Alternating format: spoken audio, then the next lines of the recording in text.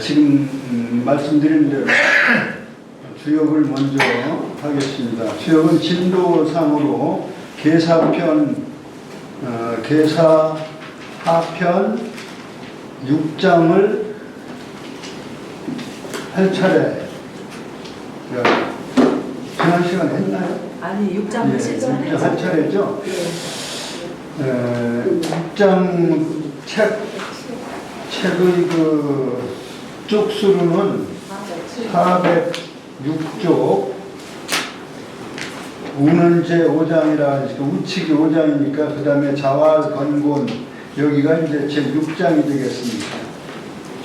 여기에서 지난 시간에 몇 시간 동안 건곤괴를 했죠. 그래, 건곤괴를 한 이유는 건곤이 바로 주역에 있어서의 주역을 이해하고 주역을 느끼고 또는 생활화하는 문이다. 건곤이 문이다 이렇게 제했기 때문에 건곤을 먼저 해야 되겠다. 건곤에 대한 건곤에도 이제 그렇고 모든 괴에는 말씀이 붙어 있는데 그 말씀을 이해하는 하나의 방법 또는 이해하는 그 내용 소개를 하신 것이 공자께서 쓰신 계사편이라는 거죠. 계사편에 상하편으로 되어 있고 상편에도 12장, 12챕터로 되어 있고 그 다음에 하편도 12장으로 되어 있습니다. 그래서 그 12로 되어 있는 것도 무슨 의미는 물론 가지고 있습니다. 지지의 12 지지의 수로 그 장수를 나누었던 것이죠.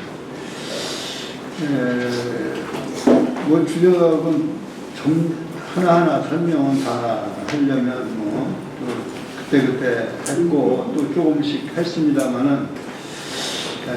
그냥 이렇게 문장을 이해하면서 하나씩 알아가는 방법도 하나의 방법이라고 생각합니다. 그래서 문장을 보는 방법으로서의 공자가 안내를 해서 써놓으신 것이 이제 계사편이다.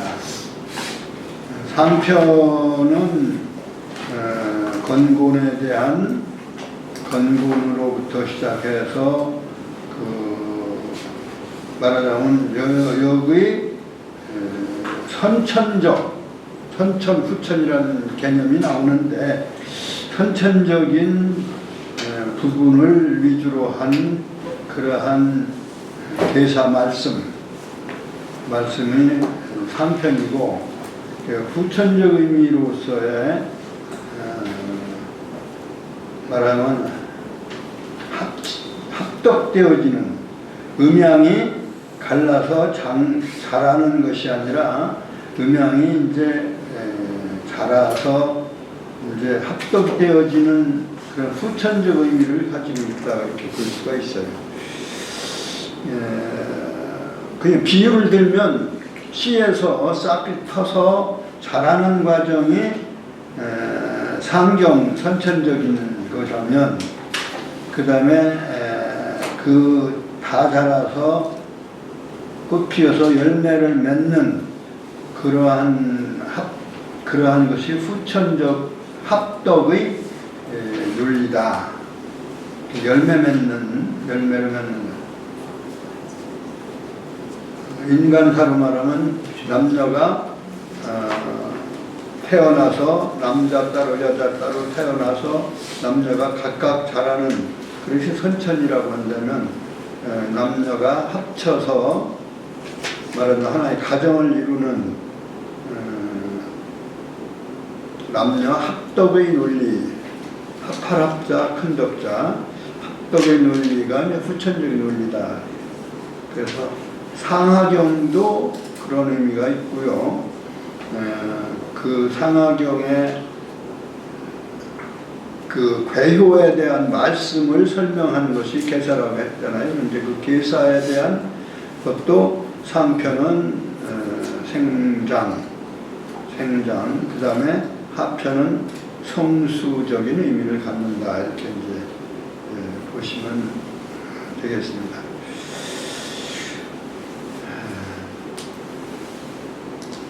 그래서 계사 상편을 지난 시간에 상편의 첫째 장을 한번 읽었습니다. 더구나 오랫동안 이제 건곤괴를 하다가 계사로 다시 돌아오니까 또 계사에 대한 것을 처음에 맛을 보자. 그렇게 해서 계사편을 상편 첫째 장을 한번 읽고 우리가 성독을 했습니다. 기억을 되살리기 위해서 성독을 했는데 성독을 한 내용을 상편의 첫째 장을 빨리 그냥 우선 해석을 시작하겠습니다. 그래서 계사편 전체에 대한 흐름을 서론적으로 살펴보자 이런 얘기입니다. 천존지비하니 건곤이 정의요. 이게 353쪽을 계사 상편이라 되어 있고 천존지비하니 건곤이 정의요. 하늘은 높고 땅은 낮으니 건괴와 곤괴 또 건의 이치와 곤의 이치가 정해졌고 그리고 의자는 이게 어조사 의자인데 이건 종결어미로서의 이기야자와 비슷한데 아주 단정적인 뜻을 가지고 있는 그러한 조동사 종결어미 어조사가 되겠죠. 어조사 정해졌고 완료형으로 정해졌고 비고이진하니 이거 이제 천지에 대한 천도와 지도에 대한 것은 건곤으로서 정해져 있고 그 다음에 낮고 높은 것 이것은 현상적 세계에 낮은 거와 높은 것을 말합니다. 낮은 거와 높은 것이 베풀어져 있다. 진이라고 베풀진자 진열되어 있으니 귀하고 천한 것이 이건 인간적 가치 세계예요. 귀하고 천한 것이 위치가 정해졌고 동정유상하니 움직이는 거와 고요함이 일정한 상도가 있으니 떳떳한 도리가 있으니 강유 단유 그것은 하나의 작용이니까 동정은 작용이니까 그 작용은 강한 작용과 부드러운 작용으로서 하나의 그 결단, 판단되어져 있고 방이 유치코 물이 분분하니 방법에 따라서 무리가 서로 어울리고 그러니까 어떤 생물이 하나의 군락을 이루고 또는 식물이 군락을 이루고 또는 동물이 같은 육끼리 모여 사는 그러한 것을 의미합니다. 그러한 것은 그 종류별로 나누어져 모여진 것이고 무리분분하니 그 사물들 하나하나의 사물들은 또 이렇게 무리를 지어서 그 무리별로 나뉘어져 있으니 그러니까 우주만상 삼라만상에 또는 천지간의 모든 존재를 이렇게 이해를 하신 거예요. 설명을 한 거예요. 그렇기 때문에 그 무리지어 사는 무리가 나누어져 있기 때문에 거기에서 나타나는 것은 길과 흉이 생겨난다. 그러니까 길흉이라고 하는 것은 어떤 사람에게는 길하고 어떤 사람은 그것이 흉할 수도 있고 그러니까 그것이 사물이 이렇게 나뉘어져 있기 때문에 그 분별에서 나오는 차이가 길흉으로 나타나는 것입니다. 제천섬상고 이제 하늘에 있어서는 이미지, 형상, 이게 상자는 코끼리 상자예요. 코끼리가 그 적도 부근에 살았기 때문에 코끼리를 보고 온 사람이 말을 하는 것이지, 북반부, 말하자면 북반부의 동아시아 동쪽에서 말하자면 역학이 발생을 했기 때문에 그것은 말로 들은 것, 그러니까 이미지를 이루는 것이다. 다시 만져보거나 체험할 수 있는 것이 아닌 것을 상이라고 하는 거예요. 이미지로서 정해집니다. 그러니까 코끼리가 어떻게 생겼다라고 하는 그러한 이야기를 들어서 그 형상, 이미지를 생각하는 것처럼 직접 보고 직접 만나거나 이런 게 아니다. 그러니까 하늘에 있는 천체나 또는 하늘의 천도의 현상은 직접적으로 체험하기보다는 도리어 이미지를 이루고 있다. 그러니까 1월 해와 달과 같이 그 이미지를 형성하고 있고, 재지, 성형, 그러니까 지상의 공간에는 공간에 있는 것들이 바로 형성, 성형, 형상을 이룬다. 모양을 이루고 있고, 그래서 변화가 나타나는 것이다. 그러니까 천상과 지형이 변화로 나타나는 것이다. 그렇게 해서 천지의 세계, 그리고 귀천의 인간적인 어떠한 그 차이, 길흉의 그 분별이 생긴다. 이렇게. 그렇기 때문에 시고로 강과 유가 서로 어루만지다, 만질 맞자인데요. 서로 이렇게 강과 유가 서로 이렇게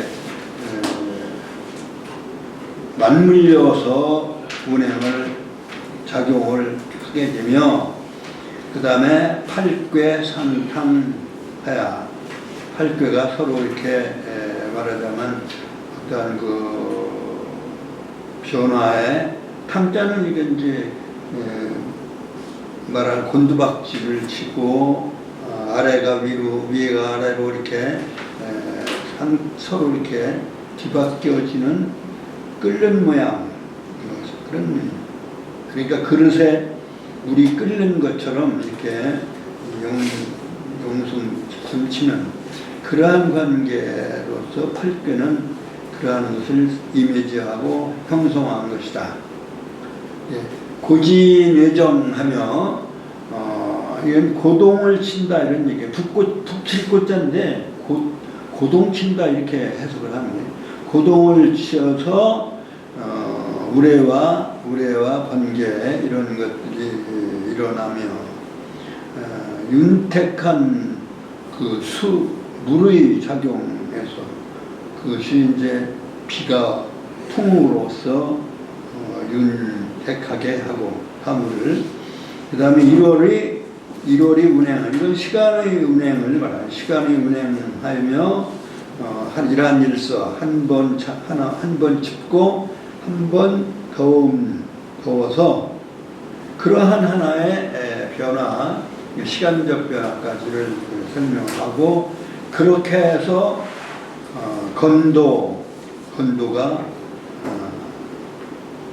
남성성을 이루고 곤도는 여성성을 이루는 것이죠.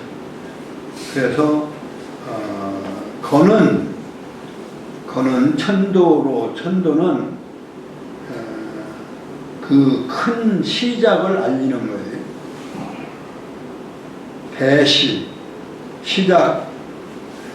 시작을 알리는데, 천도는 전체의 시간의 전체를 통과하는 거기 때문에 큰 시작이라고 해서 대시를 알려주고, 곤작선물이라, 곤은 바로 공간에 있는 지도를 말하는 땅의 지상의 어떠한 그 변화, 이런 것들은 하나의 물체를 이루고 있는 것이다. 물성을 이루고 있는 것이다. 그러니까 대신은 건은 시간성, 고는 공간의 사물성을, 물성을 이제 이루고 있는 것이다. 그래서 건이이지요. 그 천도는 그 어둡고 밝은 1월의 운행에 의해서 쉽게 알려지고 알 수 있고, 권이 갖는 지상의 공간에 있는 것은 생장하고 육성되어지고 생성되어지는 그러한 것이 간결하게 그렇게 생성되어지는 그러한 돌이다. 돌이니 이적이지요. 여기서 이지할 때 쉽다라고 하는 것에 이지라고 하는 것은 이지를 말하는 것이고, 간능할 때 간은 쉽게 따르는 것을 말하는 것이다. 그러니까 행동을 말하는 지혜는 앞에는 지혜고 지식이고, 그 다음에 간결한 것은 행동으로서 간결하게 드러나는 것이다. 해서 간은 바로 따르는 것이다. 쉽게 따르는 것이다. 그래서 이지. 그 이지의 천도는 우리에게 아주 가까이 있는, 친함이 있는 것이고, 이종은 행동으로 나타나는 땅의 공간적인 공간에 나타나는 것은 공을 이루는 것이다. 그 공을 결과를 가져다 주는 것이다. 유친즉 가구요. 친함이 있는 천도는 그 시간성이기 때문에 영구성, 오래일 수 있고, 유공즉 그 결과에 공로가 있는 것은 그 공이 클 수가 있네요. 위대할 수가 있는 것이다. 그래서 천도는 시간적 장구한 하나 영원성, 그 다음에 지도는 그것이 위대함, 큰 공간적으로 크다고 하는 그러한 쪽에서 표현하는 그러하고, 가구적 그러니까 천도의 그 장구한 또 영원성은 바로 현인의 덕성과 같고, 덕성에 말하자면 짝지어질 것이고, 그러니까 덕을 베푸는 천도는 바로 현인이 덕을 베풀듯이 인류에게 하나의 덕을 베풀어 주는 것이다. 그 다음에 땅은 그럼 뭐하냐? 땅은 가대하는 것인즉 바로 이것은 현인의 하나의 사업이다. 그러니까 덕과 업이라고 하는 그러한 것은 바로 인도에 있어서의 덕과 업, 특히 현인에 어진 사람의 덕과 업은 바로 건곤의 이치에서 온 것이다. 건곤의 이치를 본받는 것이 바로 인간의 도리다. 인간의 덕업이다. 이렇게 얘기를. 그래서 그 결론적으로 마지막 한 줄이 그 결론으로 얘기되어집니다. 이간이 천하지일이 덕의니, 이는 건도를 얘기하는 것이고, 간은 여기서 간능할 때 간은 실천의 그 지도를 의미하는 거예요. 시간은 보이지 않기 때문에 시울 이자로 쉽다는 말로 썼죠. 그 다음에 공간의 지도는 간단하다라고 하는 공간적 개념으로 씁니다. 그러니까 이간은 건곤의 속성을 말하는 뜻인데요. 이하고 간하는 것, 즉 건곤의 작용은 아주 밝게 드러나고 그리고 아주 간결한 어떤 실천으로 드러나는 것이니까 이게 바로 그러한 작용이 천하의 이치가 이러함으로써 천하의 이치가 우리가 터득할 수가 있는 것, 천하의 이치를 얻는 것이니 천하의 이치가 얻어져서 바로 성위호 기중입니다. 그 중의 위치에서 그 중심의 위치에서 건곤의 그 중심의 위치에서 그 위상을 이루는 것이다.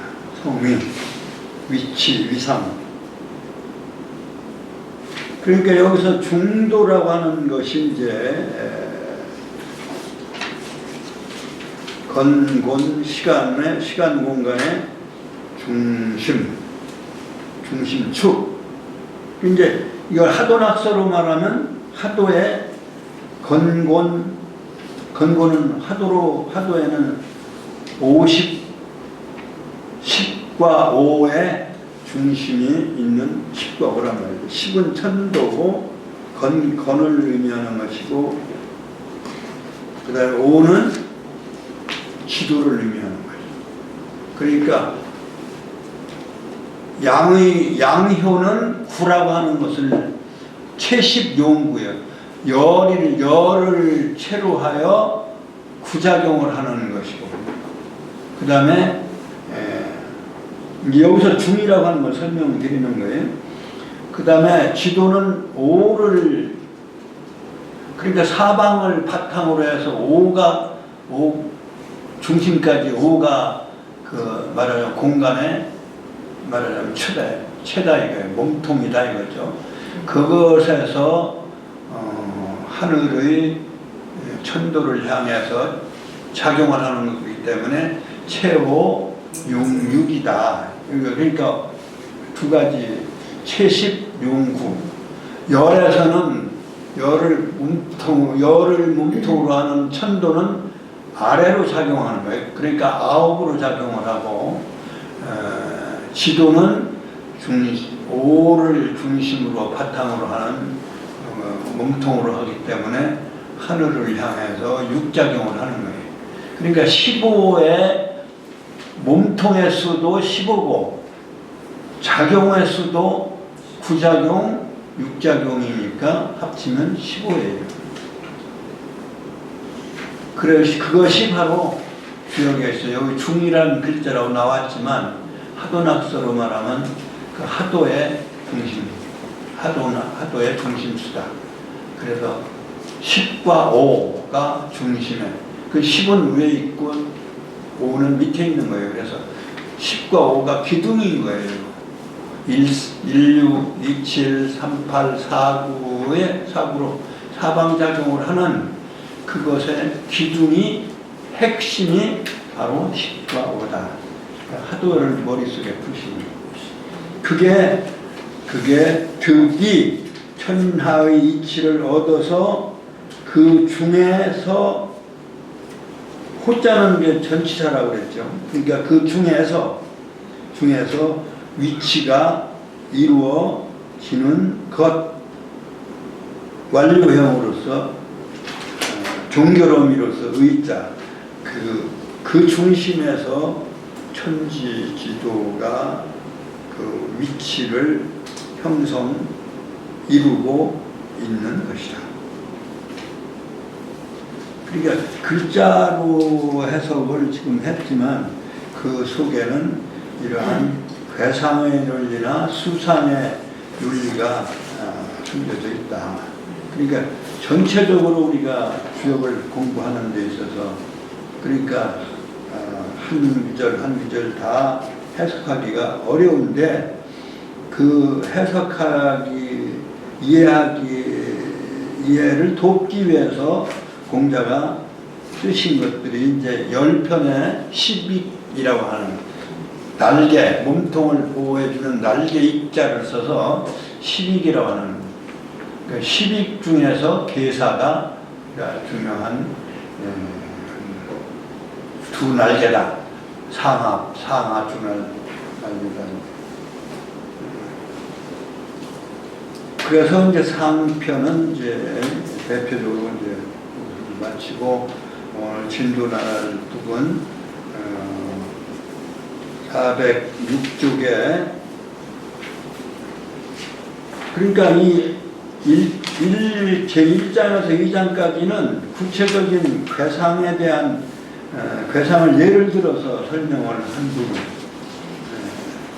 그 다음에 이 하편에서 또 중요한 부분은 2장, 하편에서 2장은 15성인의 말하자면 업적을 괴와 괴를 15괴, 근데 여기는 실제적으로는 13분의 성인과 성인의 그 업적과 괴와 연결시켜서 그 1장하고 2장은 또 이게 상당히 중요한 부분. 1장은 8궤에 대한 8궤 길흉 천지의 도 1월지도 그러한 것을 연결해서 설명을 했고 2장은 그 주역이 중심의 역사의 중심을 잡고 역사를 성인이 역사를 말하자면 이루어 온 것이다.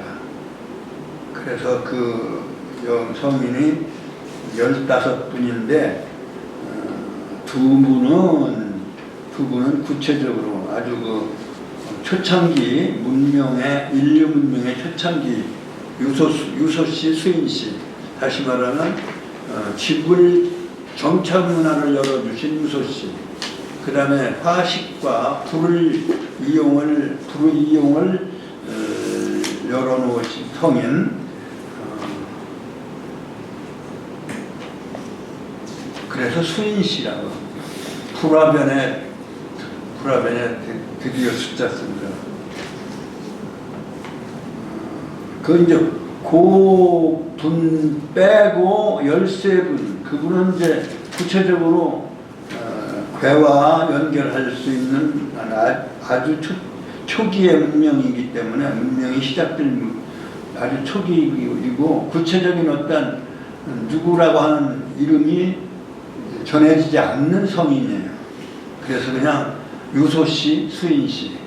그래서 정착을 하는 집을 지어서 살게 해준 그런 누군지는 모르지만 하여튼 유소씨라는 명칭을 붙여서 그 성인과 그 다음에 수인씨, 그 유소 수인씨는 구체적으로 인물이 정해져 있지 않고 또 괴와 연결도 안 돼 있고 그 다음에 복희, 신롱, 황제, 요, 순, 우, 탕, 기자, 문왕, 무왕, 주공, 공자, 그 다음에 이제 미래 성인, 내세 성인으로서 한 분을 괴와 연결해서 얘기를 하는 거예요. 그래서 13분의 15성인 중에 13분을 구체적으로 얘기한 것이 2장이에요. 그래서 하편 2장, 뭐 전편을 다 외우시면 좋지만 2장은 한번 이렇게 외워두시면 좋겠다. 사실은 어려운 학문을 지금 시작하십니다. 하다가 안 할, 그만둘 수도 없고, 안 할 수도 없고, 뭐 이런, 그러시면 안 돼요. 여기 시작했으니까 한번 즐겨보시자고, 말하자면, 옛분들의, 옛 성인들의 가르침을 배우는 것이다. 이렇게 생각합니다. 그래, 자활, 공자 말씀,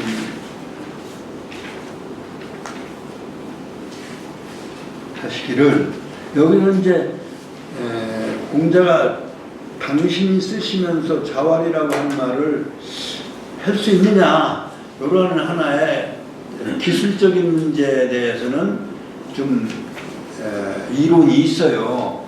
아, 당신이 쓰셨다고 하면서 왜 자활이라고 했냐. 이제 자활은 이제 논어에서 우리가 공부했듯이 선생님이 말하기를 이런 뜻이거든요. 그래서 이제 논어의 자활은 공자 선생님을 제자들이 불러서 자활 이렇게 한 거예요. 근데 이제 주역은 공자가 쓰셨다면, 만약에 공자가 쓰셨다 한다면 공자가 스승으로 생각하시는 성인을 말하는 거예요. 그러니까 복피스가 될 수도 있고, 또 주공을 늘 이렇게 꿈에도 주공을 그리워하셨고, 또 주공이 꿈에 안 나타난다, 내가 늙었나 보다 이렇게 걱정을 하던 그런 걸 보면은 주공을 또 생각할 수도 있겠죠. 그러나 이렇게 역학을 중심으로 하는 15성인의 성통을 보면, 성의 전통을 보면, 계통을 보면 문왕 주공 중에서 특히 주공은 효사를 썼다. 효에 대해 매달아놓은 효사를 썼다. 계사 중에, 계사는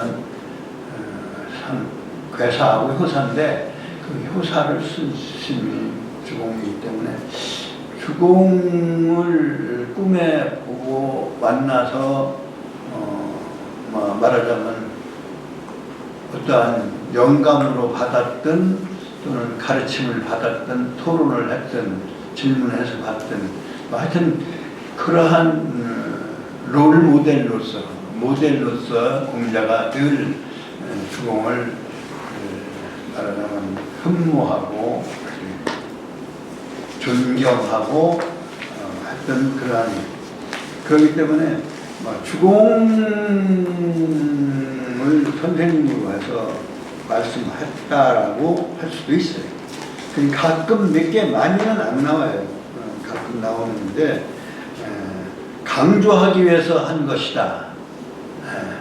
공자께서는 또 수리부작을 하셨거든요. 서술하기는 하지만 창작은 하지 않았다. 그래서 논어의 수리편 우리가 배웠잖아요. 술이, 서술할 숫자. 그러니까 새로 사실적인 걸 하더라도 옛날 것을 그대로 그것을 풀이해서 했지, 거기다 말하자면 사실이 확신이 쓰셨더라도 거기다가 창작으로 덧붙이지는 않으셨다. 그게 공자님의 학문 자세요.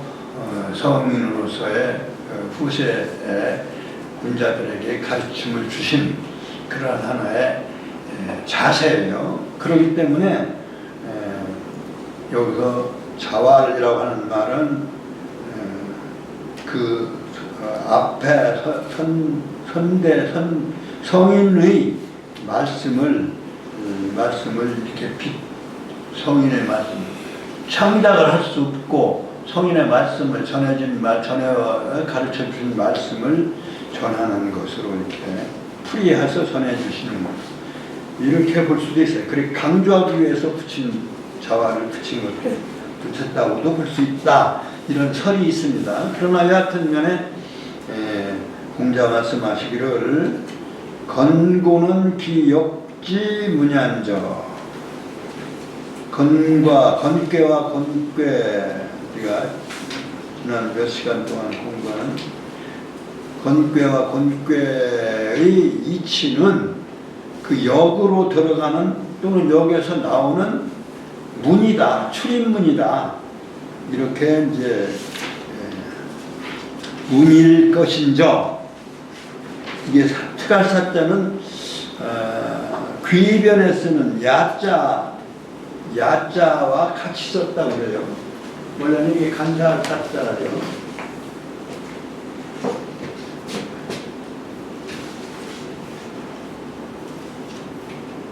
살자인데 종결 어미로서 어미의 뭐뭐 할 것이다, 할 것인저, 할 것이로다, 할게 이제 붙이는 종결 어미로서의 어조사다, 이렇게. 그러니까 역으로 들어가는, 또는 역의 이치를 통해서 나오는 문인저, 거는 양무리하고 고는 음무리하. 그건 뭐 음양 거는 양으로 되어 있고 고는 음으로 되어 있다라고 하는 것은 우리가 뭐 상식적으로 알고 있는 내용이죠. 음무리하니 음양이 합덕하야. 여기서 이제 아까 말씀드린 합덕 그 하나의 덕성이 합쳐졌다 이런 얘기. 나쁜 방향으로 어떤 생리나 또는 자연적인 하나의 이치로서의 단순한 자연적 이치로서의 합해지는 것이 아니라 하나의 그 생명체를 살려내고 생명체가 영원히 이렇게 살아갈 수 있도록 그러한 하나의 덕성을 양의 하느님의 인격적 덕성과 땅의 인격적 덕성, 그 덕자를 붙일 때는 인격성을 말하는 거죠. 그냥 이치가 아니고, 그래서 하늘의 인격적 아버지와 같은 하느님의 아버지와 같은 도덕성과 어머니의 음의 덕성이 합쳐져서 이렇게 합덕이라는 거예요. 그러니까 16273849도 사실 숫자로 따지면 1은 양수요 6은 음수예요. 그리고 5를 매개로 해서 5라는 수를 매개로 해서 음양이 이렇게 합쳐져서 북, 동, 남, 서 이 공간으로 이제 배치된 공간을 이 수로서는 이제 시간성이지만 또 이렇게 하도로서 공간성도 이제 같이 그러한 것이 합덕이라고 볼 수 있는 거예요. 나쁜 쪽으로서 이렇게 야합하는 게 아니고 하나의 생명을 창조하고 사랑을 베푸는 그러한 쪽으로서 인격적인 결합을 한 것을 우리는 합덕이라고 이렇게 표현할 수 있다는 거예요. 그냥 합치되어진 것이 아니라. 그래서 음양이 자연이법이지만 그것이 생명을 창조하고 사랑을 해주는 그러한 생명 창조의 어떤 그 덕으로서 합쳐진, 그렇게 그건 이제 주역의 입장이 그래요. 음양이 합덕하여 강과 유가 하나의 몸체가 있게 되는지라. 그래서 천지의 그 빼어난 말하자면 아주 에센스, 아주 핵심적인 것, 천지의 핵심적인 것을 체로서 천지의 핵심을 이루고 이통신명기도. 그래서 그것을 체라고 하는 것은 몸 받는다, 체를 받는다 이런 게 체받는다, 체험한다 이렇게 할 때 체자예요. 그러니까 천지의 그 선이라고 하는 거예요. 이 찬이라고도 하는데 그것은 선으로 가릴 선자라고 이렇게 옛날부터 읽어왔어요. 가릴 선, 지을 찬 이렇게 원래 지을 찬으로 썼는데 가릴 선.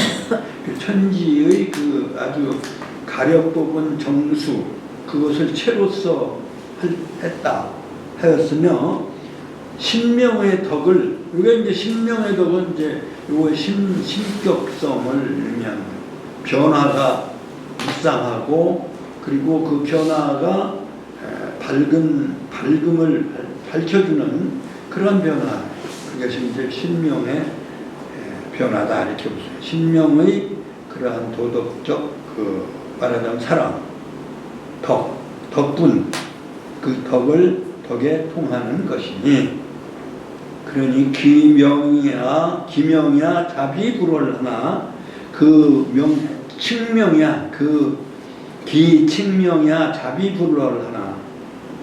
그 일컬어는 이름 명칭이 이게 여기서 그 명은 그 건괴와 건괴로서의 약물과 음물, 그러니까 64궤도 그 둘 중에 하나에 속하는 거예요.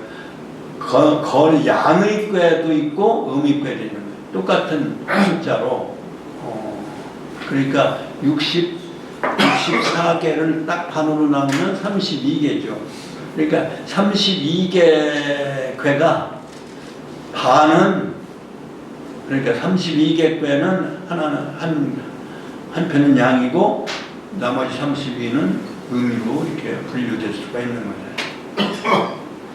8개로도 마찬가지. 8개도 4개는 양의 궤라고 볼 수 있고, 하나는 또 4개는 음의 궤라고. 그러니까 건괴에서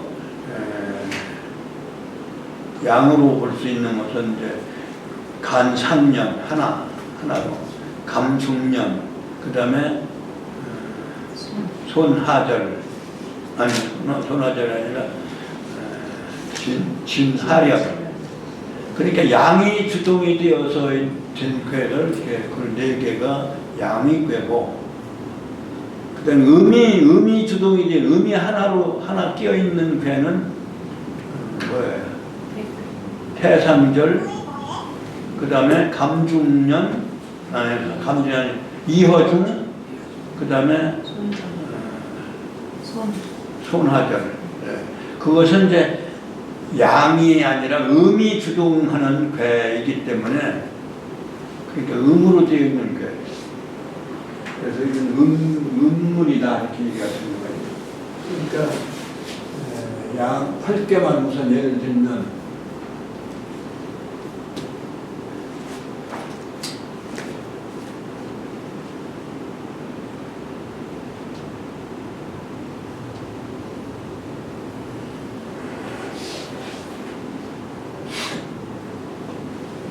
이건 이제 이거 3개가 다 양이기 때문에 이건 양의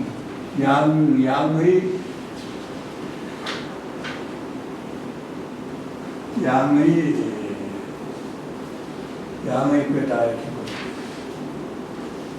그다음에 이거는 음의 궤다 이렇게 보죠.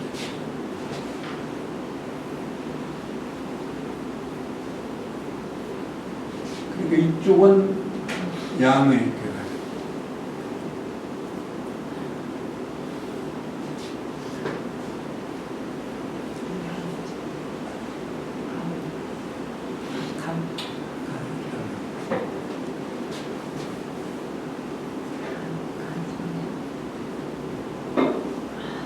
그러니까 이건 건괴, 진괴,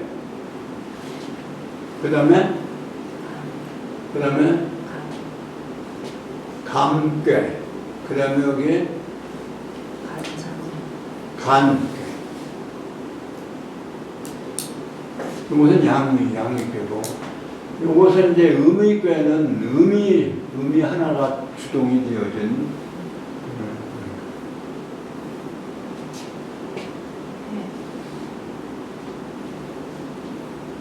그러니까 이 위에는 양에 속하는 궤고, 아래는 음에 속하는 궤예요.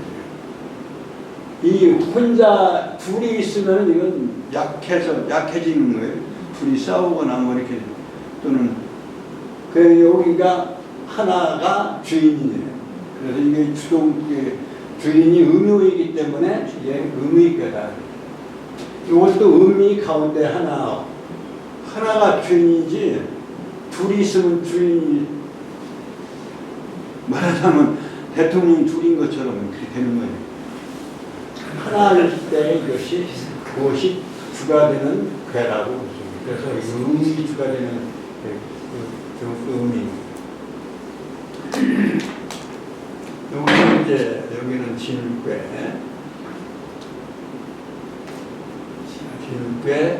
그 다음에 감괴, 그 다음에 간괴. 이것도 이제 그 다음에 이제 본꾀에서 소은꾀, 그 다음에 이꾀,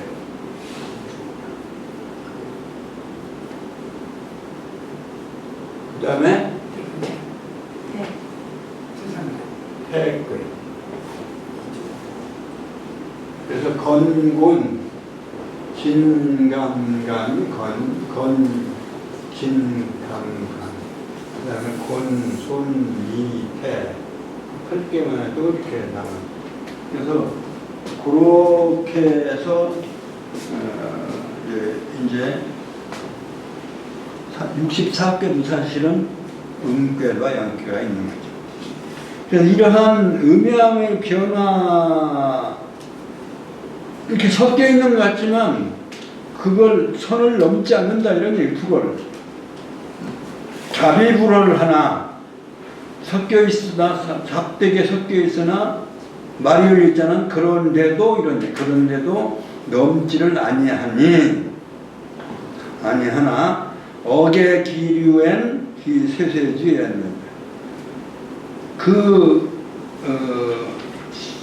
이제 계자는 게 선고할 계자예요. 생각할 계자 또는 어떤 계제에 생각하는 그 유 종류 같은 유를 이렇게 생각해 보면 그러한 것이 이제 말하자면 변화의 현상으로 나타나게 되는 거죠. 그렇게 되면 그 같은 종류에 있어서 개라고 하는 것은 이제 지금 얘기하는 대로 이제 말하자면 어떤 변화 또는 사고 어떤 어려운 그러한 것이 있을 때에는 그 쇠세의 뜻일 것이다. 쇠세의 뜻일 것인죠. 그러니까 자비불어를 하나 질서는 같지만 그 질서가 깨지는 거죠. 말하자면 질서가 깨지면은 그 세상이 쇠하는 뜻을 갖는 것이 되는 것이다. 그러니까 좋은 괴도 있고 좋지 않은 괴도 있게 마련입니다. 그래서 이제 괴는 양물, 음물로서 나눠져.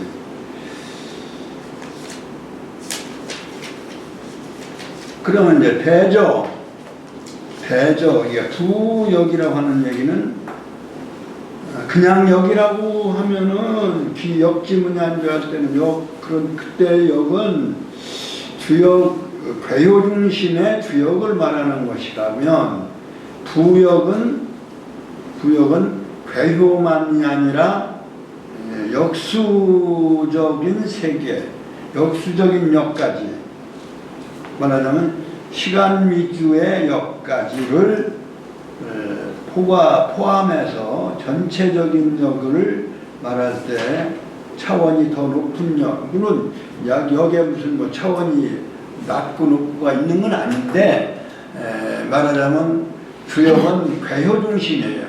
괴와 효를 중심으로 해요. 하도낙서 얘기는 전혀 없어요. 그러나 그 시간 괴효라고 하는 것은 이제 공간의 그림으로, 공간 예술이, 그림은 공간 예술인 것처럼 그림으로 그려서 공간에다 그림으로 표현한 그러한 논리 체계이기 때문에 이건 공간 위주의 논리예요. 거기서 위치를 따지고. 그런데 거기에다가 수를 붙여가지고 초효, 상효, 뭐 이렇게 사례를 붙이는 것은 이건 이제 시간적인 숫자를 붙이는 시간적인 논리 체계다. 아까 두 번 얘기했듯이 하도낙서라고 하는 것은 점으로 되어 있는 거예요. 수로 되어 있어요. 물론 그것이 방위로 이렇게 나누어져 있고 5 군데로 붙어 있는 것은 하도고 그것이 식은 천도니까 껍질이 벗겨지는 것이 없어졌고 오를 중심으로 해서 둘씩 나누어져서 음양이 16273849가 이렇게 나누어져서 배열되어진 구궁 9개로 이렇게 9위치로 이렇게 되어진 것은 이제 낙서인데, 그 하도낙서는 그건 위치도 방위도 중요하지만 그 위치도 중요하지만 더 중요한 건 또 뭐냐면 수가 중요하단 말이죠. 그 수는 바로 시간을 상징하는 그러한 부호다. 그냥 개수 세는 수가 아니라 주역에서의 수는요. 그러니까 우리가 알아둬야 될 것은 주역에서의 수는 시간성의 상징적 부호다. 공간의 상징적 부호는 괴효라면 시간성을 표현하는 상징적 부호는 수예요. 그래서 역수논리를 바탕에 깔고 있지만 주역은 깔고 있지만 수를 그렇게 강조하거나 또는 수를 중심으로 얘기를 할 수 있지 않다. 수를 얘기하는 곳이 몇 군데 없어요. 그러니까 수하고 무관하면 수를 왜 얘기했겠어요. 그런데 그건 공간적 부호의 논리, 공간의 부호라고 하는 공간적 그림으로 변화를 표현한 상징한 것이기 때문에 그것은 이제 괴효 논리를 위주로 한 주역은 괴효 논리를 위주로 한 거다. 근데 그 바탕에 깔려 있는 것은 시간성의 역수 논리가 바탕에 깔려 있다. 그러니까 다시 말하면 수를 4방, 5방으로 이렇게 나눠서 또는 9방, 9방으로 나눠서 이렇게 배치를 했지만 거기에 수를 다시 말하면 하얀 점, 검정 점으로 표시되어지는 숫자가 거기에 들어있는 거예요. 그러니까 하도낙서는 수를 시간 논리를 위주로 한 공간의 배열로서 역의 이치를 상징하여 표현한 것이라 합니다. 주역은 그 수는 바탕에 깔려 있고 효를 9을 양효, 6을 음효로 명칭을 붙여놓은 것처럼 거기 바탕에 깔려 있고 표면에 나타난 주된 논리의 체계는 괴효입니다. 이건 대학원 박사과정 얘기예요, 사실은. 그러니까 여러분들 아주 어려운 게 생각할 테고, 근데 우리가 과목은 박사과정 정도 되는 대단히 굉장히 높은 단수의 공부를 한다, 이렇게 잡으시면 가져주세요. 근데 이제 제가 쉽게 설명을 드리기 위해서 지금 역이라고 할 때는 그냥 주역 책 안에서 여기에 역지 흥양저 역지 문양저 이렇게 할 때 역은 주역을 위주로 한 얘기라면 거기다 앞에다가 부역이라고 할 때 부자를 붙인 거는 괴효를 중심으로 하는 주역만이 아니라 수를 중심으로 하는 역수 논리, 시간성까지를 시간성의 논리를 수를 상징으로는 시간성의 논리까지를 포함해서 얘기를 한 거다. 그것은 부역 설명하느라고 지금 이렇게 시간을 냈습니다. 그러니까 대저역이라고 하는 것은 그러니까 여기 시간적인 얘기가 나온 게 창왕이 찬대, 왕래, 시간이 가는 건 왕이고, 그 다음 오는 것은 내란 말이죠. 그 왕은 과거로 가버리는 거고, 내는 미래로 맞이하는 거예요. 그것은 이제 창이라고 하는 빛날 창자니까 과거를 빛내고 과거를 알아야지 우리가 과거를 알고 미래를 살펴나갈 수 있는 거다 이런 얘기죠.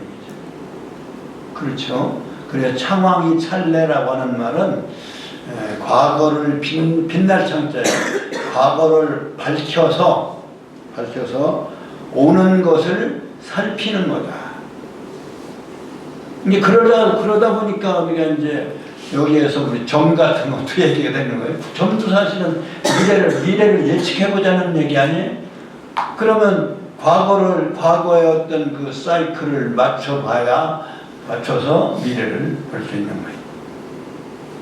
거예요. 시간적 미래를 예측해보는 거, 점쳐보는 거, 이게 그러니까 단순한 그냥 무의미한 게 아니라 이렇게 창왕이 찰래를 한다면 이게 정확하게 맞출 수도 있는 거예요. 그렇잖아요. 네.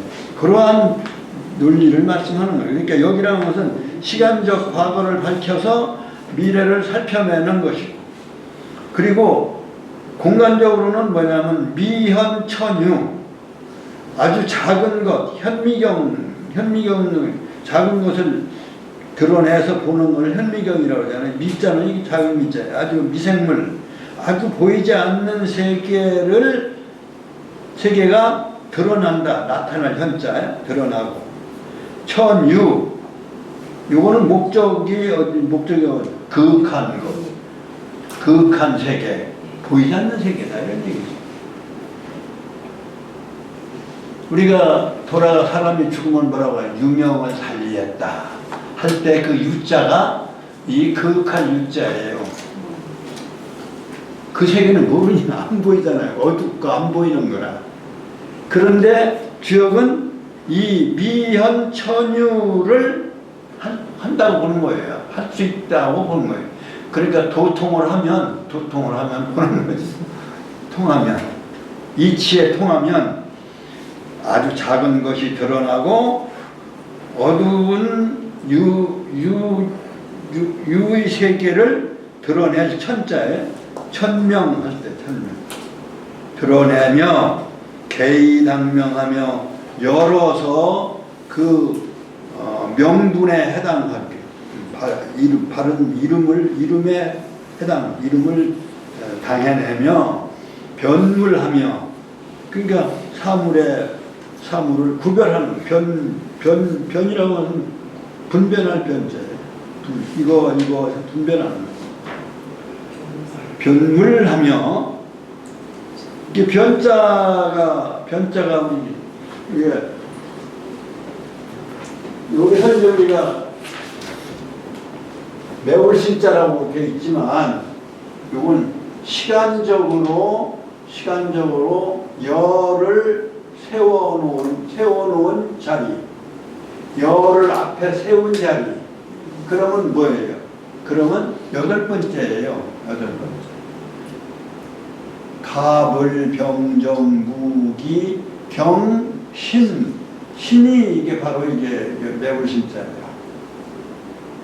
이걸 성으로 쓰시는 분도 있죠. 납신자 성. 그래서 신암계 하면 신박사 하면은 어떤 신이냐 이거예요. 매울 신자냐, 납신자냐.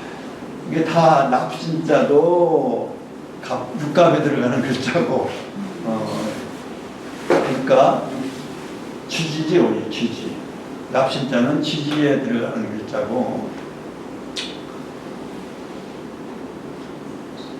그 다음에 매울 신자는 천간에 들어가는, 천간의 8번째. 천간 열은 짝수가 아니에요. 이건 완성수이기 때문에, 그러니까 열을 앞서 있는 나누어질 수 있는 그러한 위치를 신이라고 해요. 신자가 그렇게 해서 이루어진 거예요.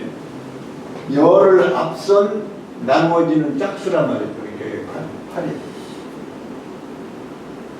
그러니까 이렇게 한 거하고 이렇게 한 거하고 이것이 나누어진 것이 팔이고, 이것이 나누어지지 않은 것이 이게 사실은 이게 아홉이에요. 아홉.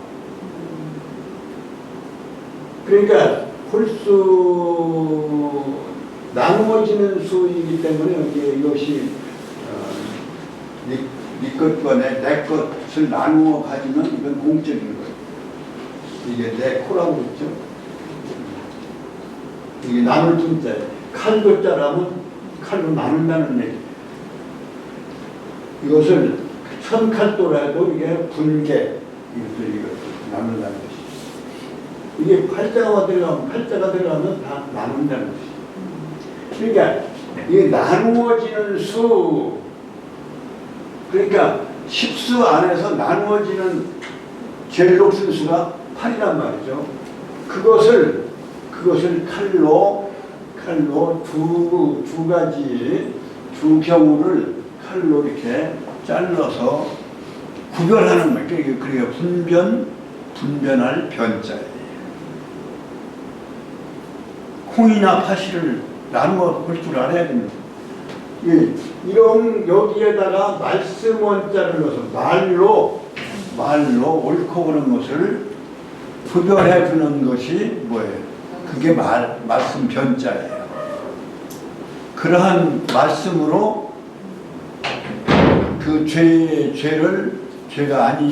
아니다라고 이렇게 보호해 주는 거예요. 변호하는 거예요. 변호사.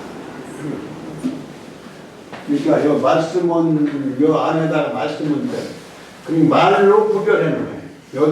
여덟과 여덟이 어느 것이 옳고 그러냐라고는 나누어서 말로 해서 구별해 주는 것이 변이에요. 그것을 말로 이렇게 보호해 주는 것이 변호사.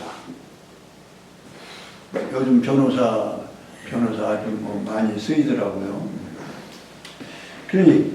그러니까 이 변물이라고 하는 것은 뭐냐면, 다시 말하면 음양의 구별, 옳고 그름의 구별, 변물하며, 그리고 사물을 분별하며 정언하며, 역시 여기 이제 정언이 말하자면 공자님 말씀하시는 정명윤리, 말이 올바르면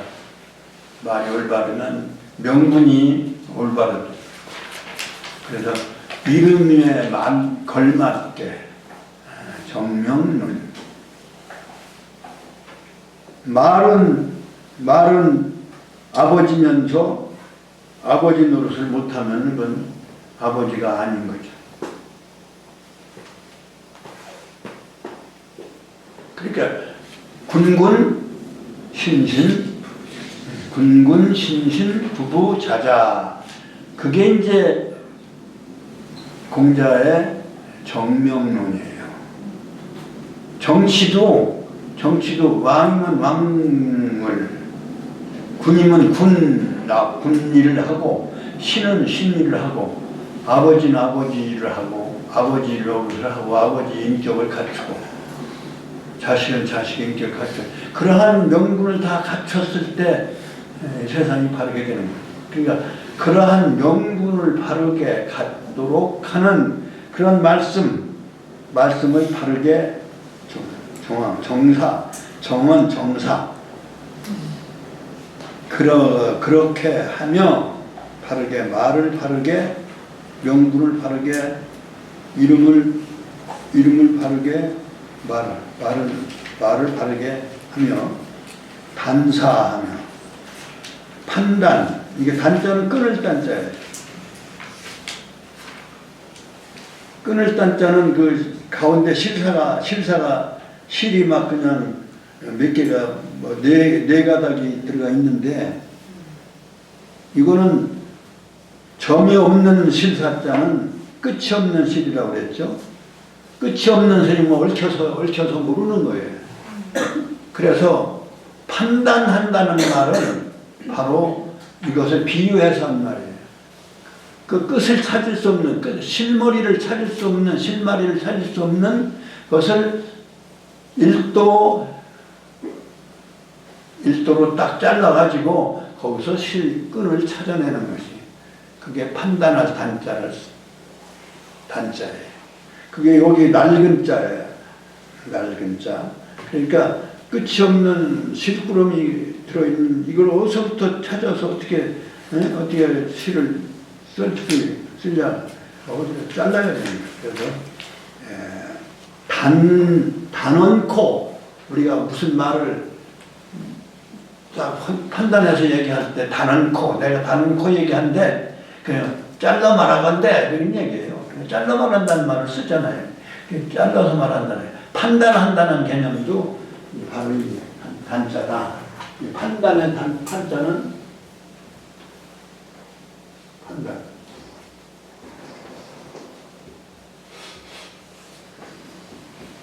판단을 이렇게 쓴단 말이에요. 판도 이게 사실은 지금 끊는다는 얘기예요. 스물을 반으로 스물을 이게 나눈다고 그러죠. 스물을 나누는 거예요. 20이 돼요. 20. 스물을 나누는 왜 스물이에요? 화돈학서의 중심수가 스물이기 때문에. 열매로서의 10과 씨로서의 10과 또는 열매로서의 10. 그러니까 20이란 말이에요. 20이 핵심이에요. 그러니까 그것을 나누면 뭘로 나눠? 이게 칼도자를 세워서 쓰는 거예요. 그러니까 판단한다 할 때도 여기서는 이 낡은 자예요. 끝이 없는 실구렁이를 잘라서 그 실마리를 찾아서 옳고 그른 것을 판단해 주는 거예요. 굉장히 귀여운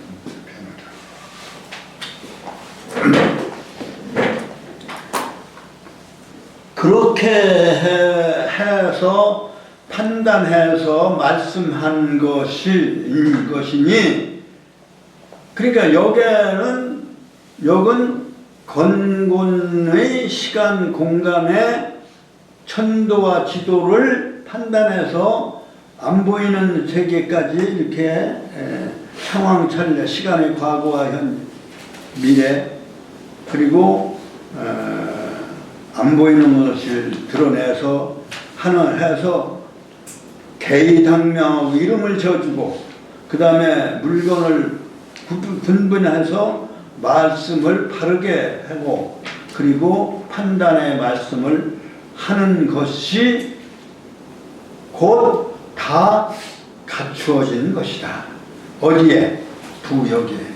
역이라고 하는 것은 그러니까 역을 공부하지 않고 천도와 지도를 어떻게 얘기할 수 있겠느냐 이런 얘기예요. 인도는 더 많을 거죠.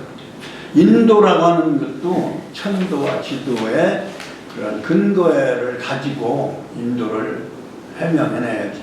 인도의 사람 살아가는 길을 제시해야지. 그러니까 공자가 사람 살아가는 이런 길을 해놓은 것이 바로 논어에 많이 나와 있어요. 오늘 논어 배울 편이 이제 안연편인데 안연인이 뭘 물었냐 인에 대해서 물어보는 거 이제 그게 안연편에 천권이 나오는 거예요. 그러니까 공자 사상은 인이 인도에 있어서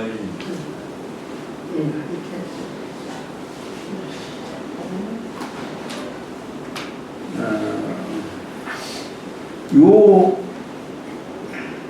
2시간에 두 문장, 세 문장밖에 세 줄밖에 세 줄, 네 줄, 다섯 줄밖에 못했네. 이거 지금 설명을 좀 너무 장황한 게 했나 모르겠네요. 여기 제가 아까 얘기한 대로 그 문자로 보내드리는 것처럼 그 참석을 했다가 바로 올 거예요. 그러니까 쉬는 시간을 지금 올쳐서 지금 갔다가 올 테니까 이걸 읽고서 정리를 합시다. 큰 소리로 성독을 하면서 머릿속에다 정리를 해주시고 집에 가서 많이 읽어보세요. 자왈 건고는 기역지 문ян저 건은 양무랴오 구는 음무랴니 음양이 합독하여. 시작. 자왈 건고는 기역지 문ян저 건은 양무랴오 고는 음무랴니 음양이 합독하여 이 강우체라 이체 천지지선하며 이통신명지덕하니 기칭명야 자비두롤하나